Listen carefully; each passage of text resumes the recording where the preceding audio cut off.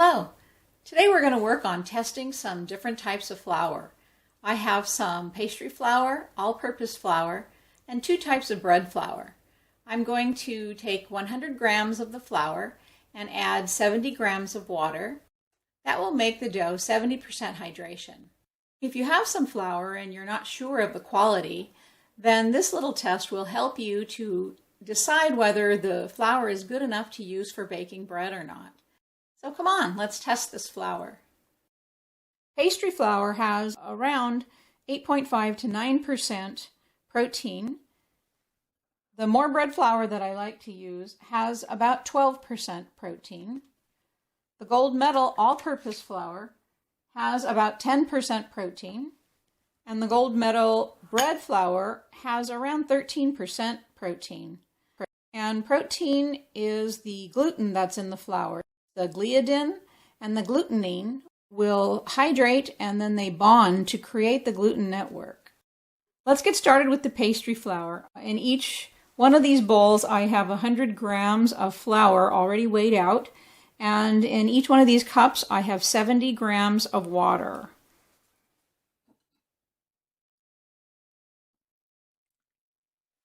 I'll do these two really quickly first. The pastry flour is used for types of baked goods where you don't want a lot of toughness, like for instance pastries. And pastry flour is often also used for cakes and muffins and brownies and that type of thing. Okay, let me set that one aside. That's the pastry flour. This is the more bread flour. This is the bread flour that I like to use the most. And artisan bread flour very often is a little bit lower in protein than some of the other types of high gluten flour. Like for instance, you might have a pizza flour or bagel flour or other types of flour that are higher in protein, like maybe 14 or 16%. But an artisan bread very often has a lower protein amount because a slightly lower amount helps you to get the more open breadcrumb. This one's a little harder to incorporate the water into because it's got more protein and I can feel little tough bits in there, so I'm kind of mixing it a little bit more. It will also appear drier in the bowl than the pastry flour. You don't want to mix it too much and develop the gluten. This bread flour is 13% protein, so it's probably going to even be a little bit more difficult to incorporate the water here. And this dough will be a little bit stiffer because protein absorbs the water. The lower the protein, the less water is absorbed. The higher the protein, the more water is absorbed. So you have a drier dough, the higher the protein. And also, of course, if you have whole grains, they will also absorb more water. And that's one thing you can do if you have a lower protein bread and you find the dough is really slack and it just spreads too much, then put in less water. If you want it to act a little bit more like a bread flour and have the gluten bond a little tighter, then put in a little less water. Experiment with it. So we've got one more bowl to do, and that is our gold medal all-purpose flour. Now, all-purpose flours are very often a mixture of the higher protein flours and the lower protein flour. Now this dough's already stickier. You can see the difference in handling this one and handling the bread flours.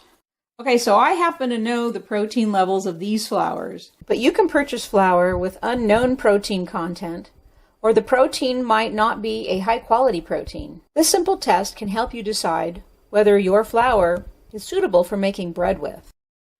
I used 100 grams of flour and 70 grams of water in each one of these bowls, but you could easily cut the amounts in half and use 50 grams of flour and 35 grams of water, and you'll have enough to help you test your flour and see what kind of quality it is. I just used the larger amount so that it was easier on camera to pull the window panes, but you could easily do it with half the amount.